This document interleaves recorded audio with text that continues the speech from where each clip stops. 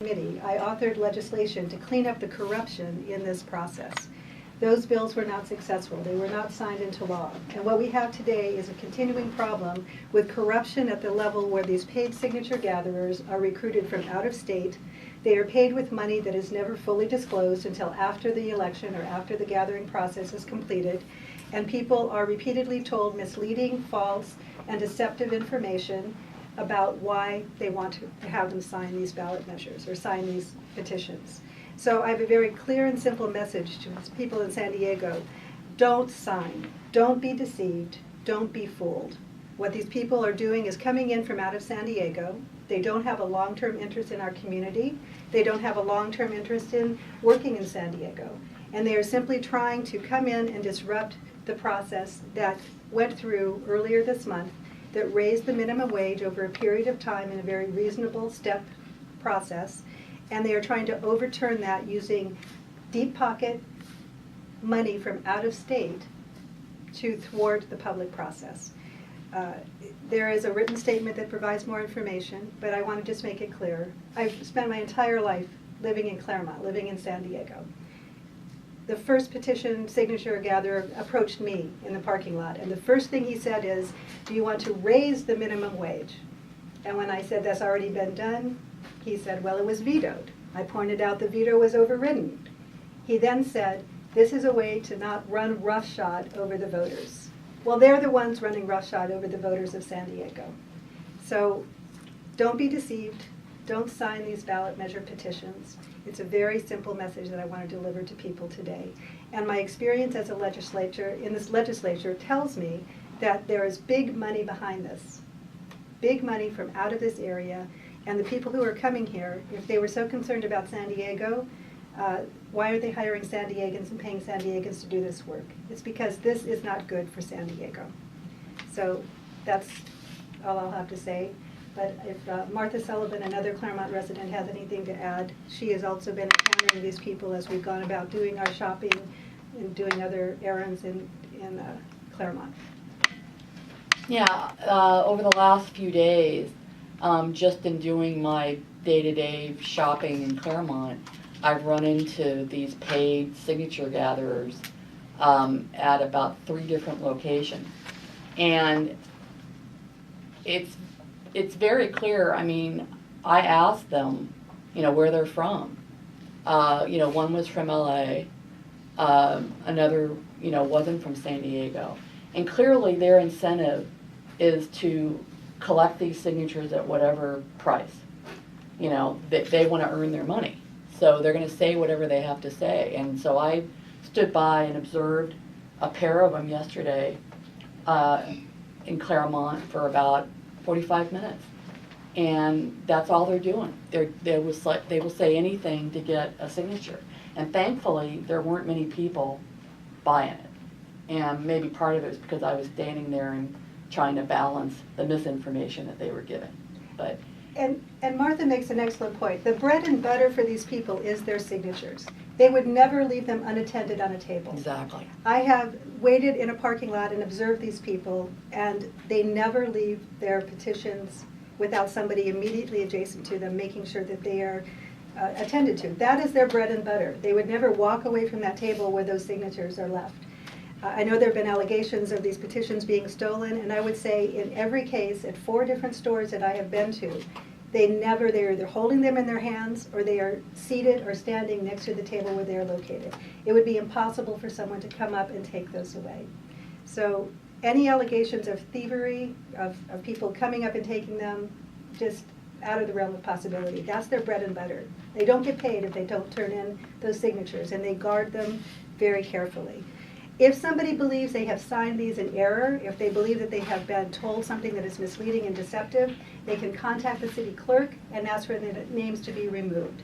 But that does have to be done in writing, but they can then have their name removed if they feel that they were misled through the process of signing these petitions.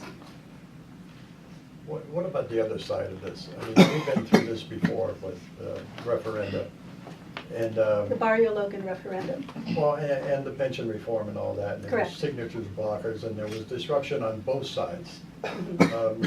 what about that? You mentioned the allegation about the petition being taken. Wouldn't that be a dirty trick as well? It's impossible. It is impossible. It is their bread and butter. They do not leave those signatures unattended. That's the only way they get paid. I've been told varying amounts. Yesterday I was told $2.35 per signature. You're not going to leave $2.35 that you're moving here. And the fellow who talked to me yesterday at length, and we have a recording of him, came down from San Luis Obispo to do this work. They are itinerant workers of the political world. And they are paid to travel and come in and simply paid by the signature. They are not from San Diego. And I don't blame people for being upset and seeing strangers come into their neighborhood and lie to people to try to get them to sign. So there probably is emotions on both sides. So what's the problem with going to the voters on this? Have you seen the petitions? No, I forget the petition. All right, it's 20 pages of information that most people are not going to take the time to read. I tried to read it and it was repeatedly taken away from me. How do you make an informed policy decision when you're in the middle of grocery shopping? That's what's wrong with this process. No, I didn't mean that. Why not go to the voters originally? That is why we elected city council members. We elect people to act on our behalf. And we elected city council members to take this step on behalf of the citizens of San Diego, the voters of San Diego. Exactly. Not these people from out of town who don't live here, don't vote here, and don't plan to stick around. If they do get enough signatures that are accepted by the city clerk, are there plans to then go back and challenge and say that they were collected in a misleading way? Well, that's what we're doing now, because what we found with the last ballot measure process in Barrio Logan, without a doubt, they were misleading people, saying the Navy will leave town, that these businesses will close. Many of those allegations were found, I believe, by a judge to be complete fabrications, but then it was too late. The election took place, the measure passed, and so my experience, again, working in the legislature, too much deception, too much big money, making it worth these people's while to say anything to get that signature to qualify. And then those lies continue throughout the election cycle that follows. So you mean there might be a legal challenge before even the 30 days are up before? You know, there is an excellent constitutional law professor, Glenn Smith, who can answer some of those questions better. He's teaching today. I wanted him to be here. But the process for challenging this is very difficult, and that's why I introduced legislation to try to make it easier. But right now it is very difficult to challenge before it qualifies. And once if it passes, then it's over? Or once the voters get it, it's over? Well, once it passes, it won't go to a ballot for almost 2 more years. So it will freeze the wages where they are. There will be no increase. So this is a stall game. This is a delay game. That's what they're intent on doing. Would you like to show videos? Yes, here's some examples of some of the misleading statements that people are being told. Did you take these videos or who No. took these? So the 2 that are videos were actually sent by people who have called in to our hotline. Okay. And then the audio file was actually Lori on Sunday. Is it possible to have these sent to us? Yeah, they already sent them. Oh, yeah, and anyone who doesn't have them, I'm happy to forward it to you immediately afterwards. They're fairly brief, so we'll play them, each of them twice. Okay. But the state already voted on it, it's gonna go to like 11 million it is. Okay. And then on top of that, the city wants to get it up to, they want to get it to 15, which is what Seattle has done, and they're seeing the effects of that as well. Okay. With the small businesses, and we just don't want to happen. We don't want. One more time. I apologize, it's a little. The state already voted on it, it's gonna go to like 11 million it is. Okay. And then on top of that, the city wants to get it up to, they want to get it to 15, which is what Seattle has done, and they're seeing the effects of that as well. Okay. With the small businesses, and we just don't want to happen. We don't want. And our other one is right here. They want to double the minimum wage to 50%, and the small business owners can't afford that. All those stores on 5th Avenue, 4th Avenue, and in neighborhoods like Barrio Logan, Sherman Heights, they can't afford that if they make it go to 50%. They want to double the minimum wage to 50%, and the small business owners can't afford that. All those stores on 5th Avenue, 4th Avenue, and in neighborhoods like Barrio Logan, Sherman Heights, they can't afford that if they make it go to 50%. Go to 50%. Stop it. Doesn't make any sense. Did the audio files?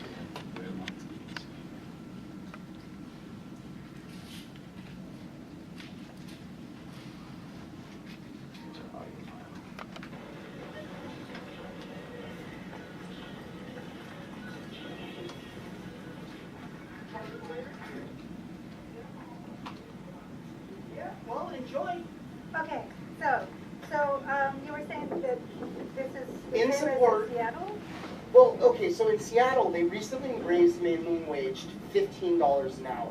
Now, the after effects of that in Seattle is they've noticed that the actual costs of production are going up to the point where they're having to send production to other states, other areas of the country, where they can get the same things manufactured for cheaper. And then not only that, but like it's faltering the local businesses because people aren't used to inflation that's going to happen as a result. It's the same thing going in here, and I believe ground beef. 80-20 ground beef is probably like $7 for 2 pounds. Now that same 2 pounds, after the type of drastic increase that they're proposing, is going to cost you like $15. I'm a vegetarian, so it doesn't matter. Okay, well, come on now, you're stealing the wind out from those sales. Okay, so what that means though is that your average grocery price is going to increase. You're going to see gas increase just as a result of local inflation. I don't know if there's cigarette smoker, but they kind of that off already, you know? Well, then I won't use that example. But, you know, it's like going in there and having to pay $7.50 for a naked juice.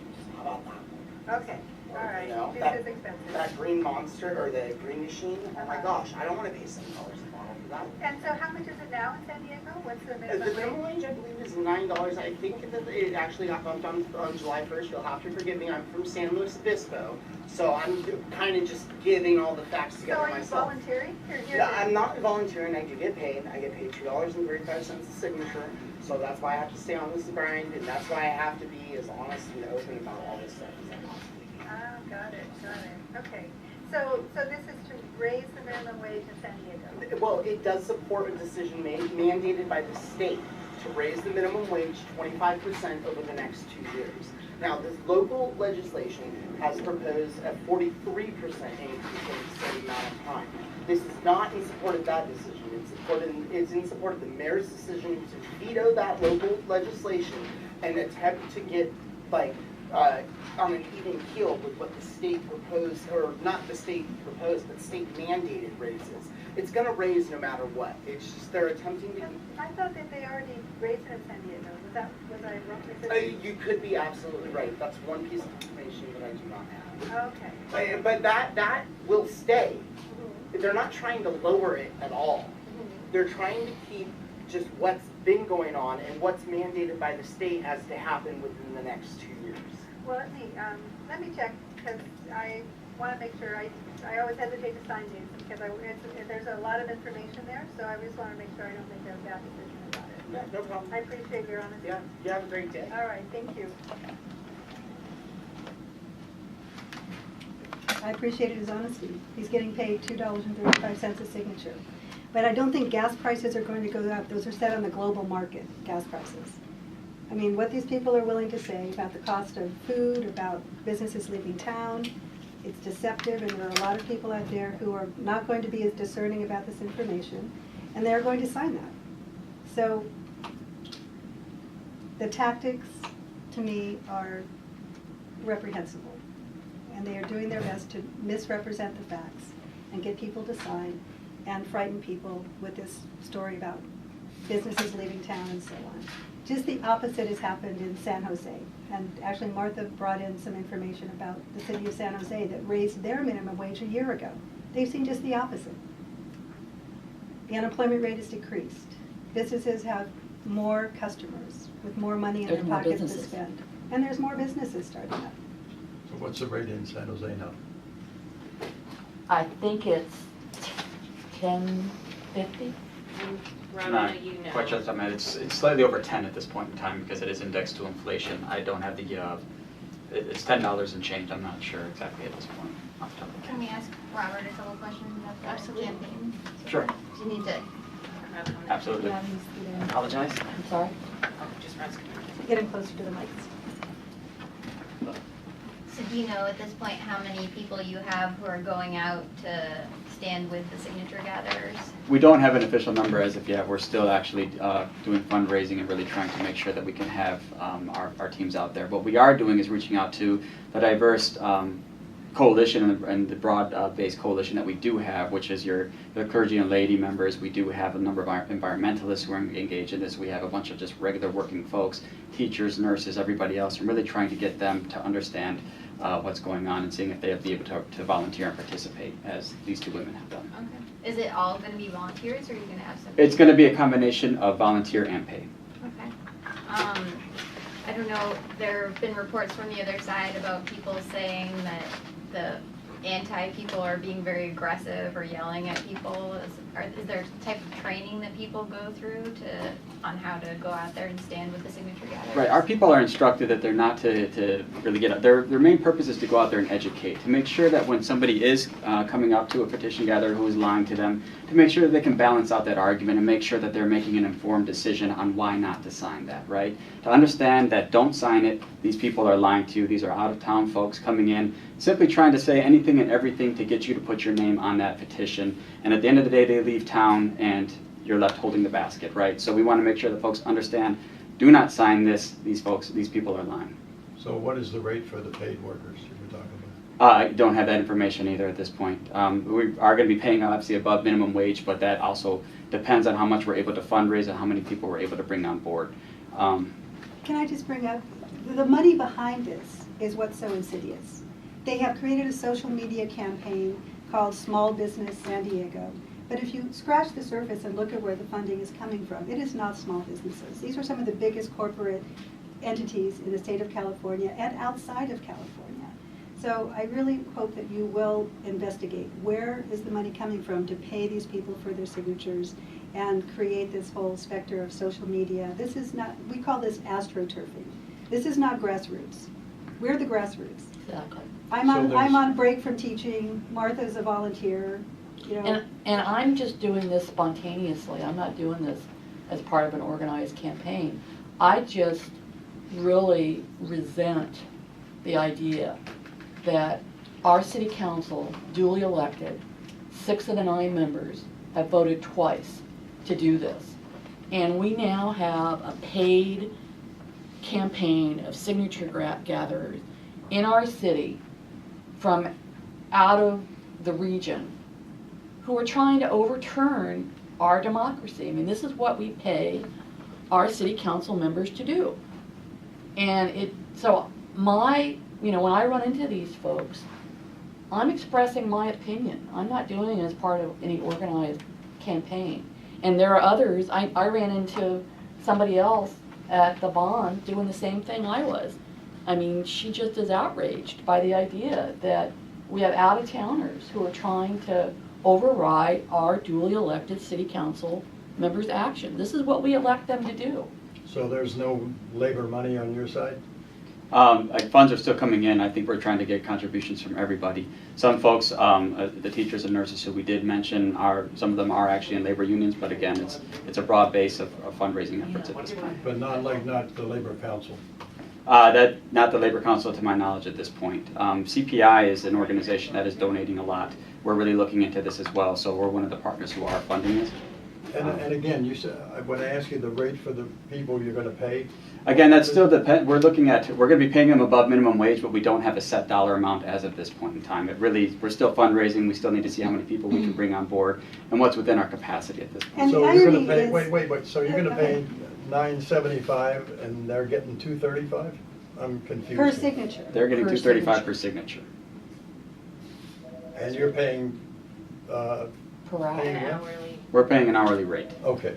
And even if the labor unions were giving money, these are not their members that they are advocating on behalf of. Because if you're a member of a union. But it's still money, big Well, money. but you've got to make distinctions about the money. That's what the Supreme Court said in Citizens United. It's just money. Well, that means a lot of people don't have a voice. And this is for working people who are not members of the union and are fighting for minimum wage. If you're in a union, you have a contract. You have a certain hourly wage or a certain salary. If the unions put money into this, it's helping people who aren't even part of their unions. They're helping Exactly. people who are not represented and are lucky to get any increase Exactly. above minimum wage. So it's not like they're even doing this in their own interest to a certain extent. Thank you. Thank you guys.